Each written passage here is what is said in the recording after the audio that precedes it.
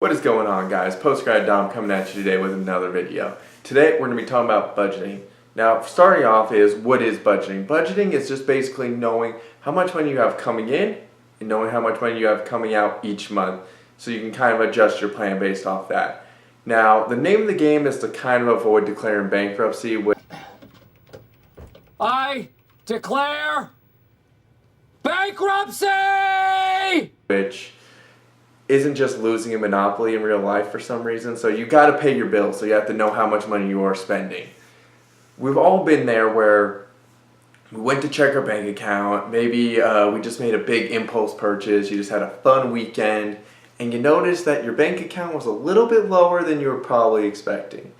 Now, this probably made you feel a little uneasy, but that's why we're creating a budget today, to make sure you have money set aside for those impulse decisions. So some key essentials to know about budgeting are knowing when you get paid.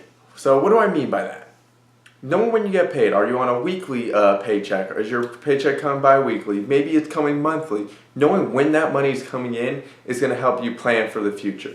The next thing you need to know is, how much money are you making after taxes? Now, the great tax man is going to take a portion of your paycheck, so understanding how much what your net income is going to be each month.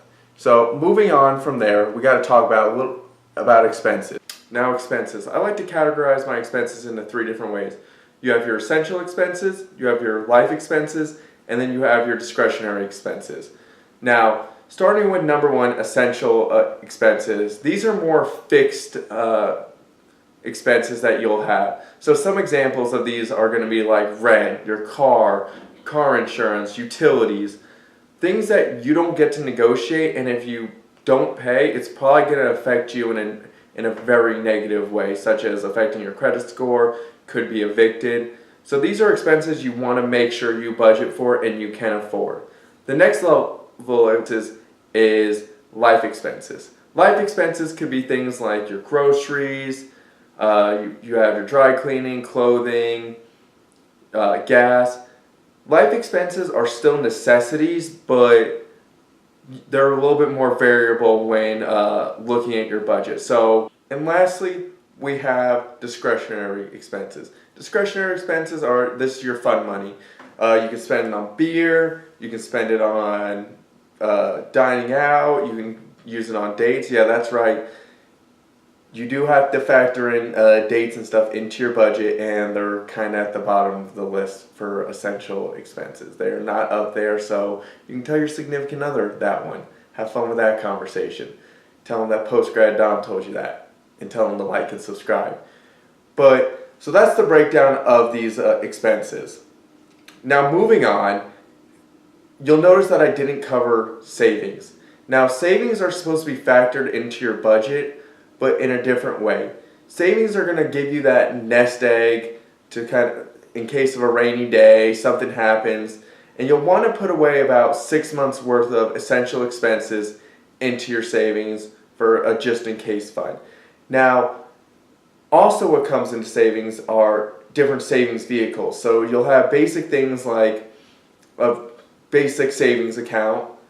You can have a Roth IRA, different portfolios for investments. Those are going to be your savings, and we can cover those in another video in the future. But moving on to that subject of savings, you'll just want to make sure that you put away as much as you can. I understand sometimes the budget can be tight, but just make sure you're just putting a little bit extra into the savings when you can, and then when the budget tightens up a little bit, you don't feel as obligated to take care of it. So now that we know what a budget is and what makes up of each line item, starting with your net income, moving down your expenses, it's time to walk you guys through a mock budget. So let's pretend that you're making $50,000 a year and your total tax liability is going to be 22% on that money. So you're going to be left with a net income of $3,250 every month. So from there, you're going to start looking at your essential expenses. Your essential expenses are going to be approximately $1,750 for this example, leaving you with $1,500 to spend on life expenses, discretionary expenses, and still allocate towards savings. So moving on, pretend that, let's say, you have $400 in life expenses. Now this can be a bit more dynamic when you're analyzing your budget. So let's say you have less money than you expect after your essential expenses, but this life liability is way too high. You can adjust this by changing your grocery shopping habits, maybe going to eating out less, things like that, carpooling, trying to reduce your expenses there to try and make up for it up top. But for this example, you have $400 in expenses each month. This is going to leave you with $1,100 left to split between savings and discretionary income. Now, as I previously mentioned in savings, you're going to want to start putting away for about 6 months worth of savings down the road.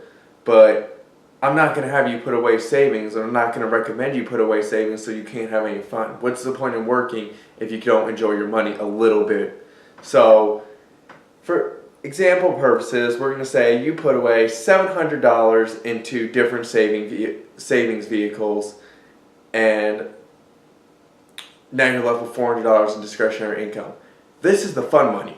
So realistically, this is the money you're saying that if everything went to hell, you have $400 and you can just party, blow it on like a new camera, on just random stuff.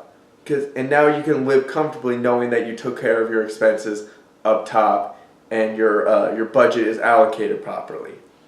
But let's say you have a low-key month and you don't really spend that much money. You turned out, you didn't go out, you don't eat out that much.